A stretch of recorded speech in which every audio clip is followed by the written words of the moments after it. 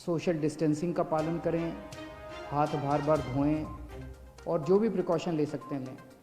आपकी जान हम सब लोगों के लिए बहुत कीमती है। सभी बुज़ुर्गों से मेरी हाथ जोड़ के अपील है। ये जो 6,923 केस पॉजिटिव हुए हैं, इनमें केवल 1300 केस इस टाइम अस्पतालों के अंदर हैं। 1476 केस केवल अभी अस्पतालों के अंदर हैं।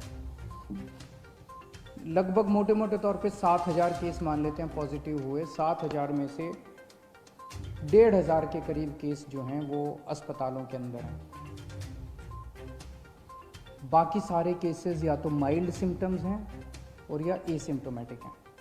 और ये 1,500 केस जो अस्पतालों में हैं, इनमें भी 91 केस ऐसे हैं जो आईसीयू में हैं और 27 केस ऐसे हैं जो वेंटिलेटर पे हैं।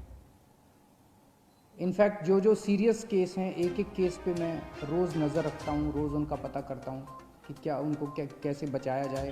किसी को मरने नहीं देना, अपने को कोशिश ये करनी है कि सब लोग सही सलामत जिंदा ठीक होकर अपने घर लौटें। तो हम ये देख रहे हैं कि अधिकतर केस जो है वो माइल्ड या एसिम्टोमेटिक है। लगभग 75% के करीब केसेस एसिम्टोमेटिक या माइल्ड केसेस हैं। उनका अब केंद्र सरकार ने आदेश निकाले हैं कि उनका इलाज अगर हम चाहें तो उनके घर पे भी हो सकता है, उनको अस्पतालों में आने की ज़रूरत नहीं है। उसका अब हम लोगों ने इंतज़ाम किया है। जो लोग एसिम्टोमेटिक होते हैं, जो लोग माइल्ड सिम्टम वाले होते हैं, जिनको थोड़ा सा बुखार है, थोड़ा सा खांसी है, ज़्यादा दिक्कत नहीं है, उन सब लोगों के घर पे इलाज का हमने इंतज़ाम किया है। हमारी टीम उनके घर पे जाती है, उनके पूरे परिवार को बिठा के सब समझाती है कि आपको कैसे करना है। देख के आती है उनके घर पे पहले कि क्या उनके घर में एक अलग कमरा है, क्या उनके घर में एक अलग टॉयलेट है, क्या उनको अलग से घर के अंदर सोशल आइसोलेशन किया जा सकता है। अगर उनके घर में ये सुविधाएं हैं तो फिर उस मरीज को अपने घर में ही उसका इलाज करने की इजाज़त दी जाती है। इसमें इलाज तो है ही नहीं कोरोना में, तो वो अपने घर में ही आइसोलेट हो जाते हैं। डेली हमारी टीम की तरफ से उनको फ़ोन जाता है, लगातार उनके टच में रहते हैं, उनको फ़ोन नंबर दे दिया जाता है। अगर उनको किसी भी तरह की तकलीफ़ हो तो वो हमसे संपर्क में रह सकते हैं। जिन लोगों के घर में ऐसे होम क्वारंटाइन करने के लिए अलग से कमरा नहीं है, उन लोगों के लिए फिर हम लोगों ने कुछ कोविड केयर सेंटर बनाए हैं, कोविड हेल्थ सेंटर बनाए हैं। वहाँ पे फिर उन लोगों को हम ले आते हैं, लेकिन और उन लोगों को वहाँ पे हम रखते हैं 13-14 दिन के लिए, जब तक वो नेगेटिव नहीं हो जाते। तो ऐसे कम लोग हैं जो कि सीरियस हैं और ऐसे बहुत कम लोग हैं जो कि जिनकी डेथ हो रही है। एम्बुलेंसेस की थोड़ी दिक्कत हो रही थी। मुझे ये बताया गया था कि कुछ लोगों को फ़ोन करने के बाद एम्बुलेंस के लिए कुछ घंटे इंतज़ार करना पड़ रहा है। कल हम लोगों ने आदेश निकाल के, सरकारी एम्बुलेंस तो थी हमारे पास, हमने कई सारी प्राइवेट अस्पतालों की एम्बुलेंस भी सरकारी सेवा में रिक्विजिशन कर ली है। इसका मतलब ये नहीं है कि वो अपने अस्पतालों के लिए काम नहीं करेगी। जो एम्बुलेंस प्राइवेट में थी और जो एम्बुलेंस प्राइवेट अस्पतालों की थी, वो वहाँ काम करती रहेंगी, लेकिन अगर उनको फ़ोन जाता है और कोई ड्यूटी सरकारी दी जाती है तो उनको वो सरकारी ड्यूटी भी करनी पड़ेगी। ये आदेश निकाल दिए गए हैं। तो इससे मुझे उम्मीद है, अब कई एम्बुलेंस हो गई हैं, इससे मुझे उम्मीद है, कल काफ़ी सारी प्राइवेट एम्बुलेंसेस रिक्विजिशन की गई हैं दिल्ली के अंदर। इससे मुझे उम्मीद है कि एम्बुलेंस की दिक्कत अब ख़त्म हो जानी चाहिए। हमारे बहुत सारे ये जो कोविड की लड़ाई है, ये लड़ाई हमारे डॉक्टर्स लड़ रहे हैं, हमारे नर्सेज लड़ रहे हैं, पुलिस के लोग लड़ रहे हैं, सिविल डिफेंस वॉलंटियर्स लड़ रहे हैं, हमारे बहुत सारे टीचर्स हैं जो लगे हुए हैं, हमारे बहुत सारे आंगनवाड़ी वाले, आशा वर्कर्स हैं, बहुत सारे लोग हैं जो फ्रंट लाइन पे लड़ रहे हैं और वो अपनी एक तरह से मेहनत कर रहे हैं, जान जोखिम में डाल रहे हैं। हमारा फ़र्ज़ बनता है कि इनके लिए हम जो कुछ कर सकते हैं करें, और अभी तक कर भी रहे हैं हम लोग। दिल्ली सरकार उसके बारे में बहुत संवेदनशील है और समय समय पे जो भी हो सकता है हम करते हैं। कल हमने आदेश निकाला था कि हमारा Rajiv Gandhi super speciality hospital, जिसको कोविड हॉस्पिटल में डिक्लेयर किया है, उसके साथ हम लोगों ने 2-3 5 स्टार होटल्स अटैच कर दिए हैं। एक तरह से वो होटल्स भी अस्पताल का हिस्सा बन गए हैं, अस्पताल ने अपनी फैसिलिटीज़ उधर कर दी है। तो अगर कोई भी कोविड वॉरियर, कोई डॉक्टर, कोई नर्स, कोई टीचर, कोई सिविल डिफेंस वॉलंटियर, इस किस्म के हमारे लोग, अगर कोई भी कोविड वॉरियर बीमार पड़ता है, कोविड हो जाता है उसको, तो उसका इलाज करने के लिए हमने अच्छी व्यवस्था करने के लिए 5 स्टार होटल्स में उसकी व्यवस्था की है। बताइए क्या गलत किया?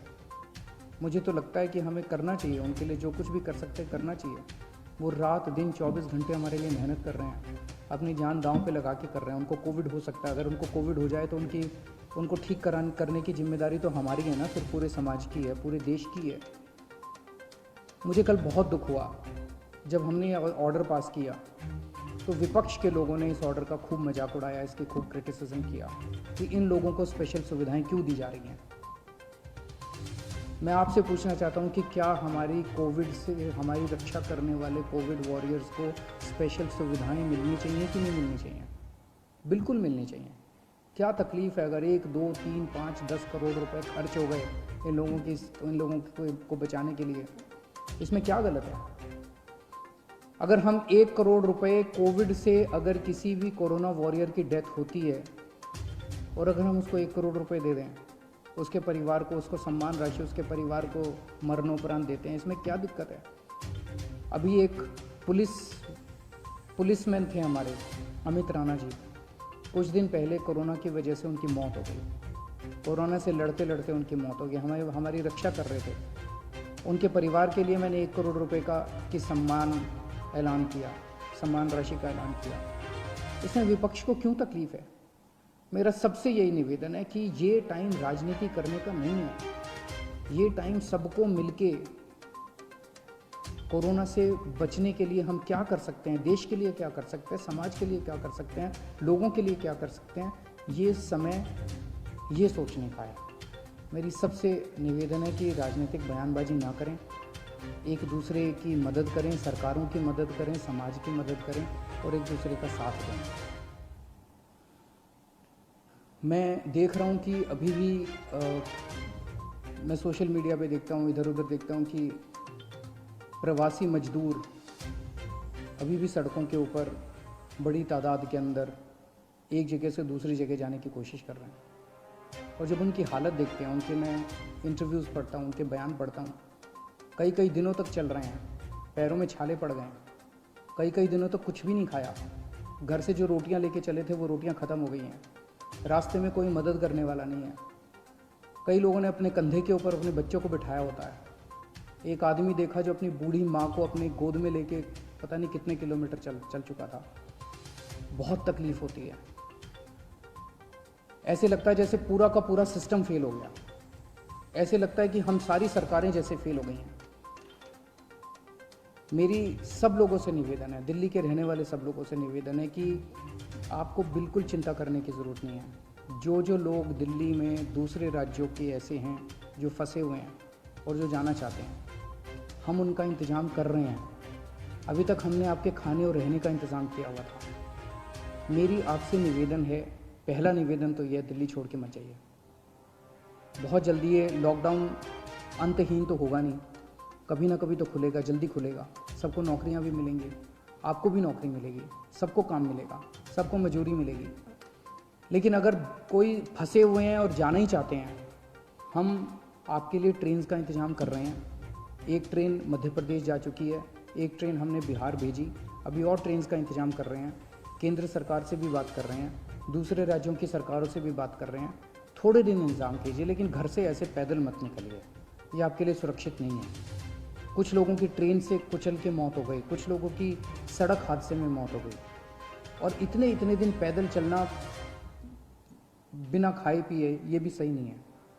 हम आपकी जिम्मेदारी लेते हैं, प्लीज़ आप इस तरह से मत निकलिए। हम आपके लिए इंतज़ाम कर रहे हैं, हम हैं आपका ख्याल रखने के लिए, विश्वास कीजिए। धन्यवाद।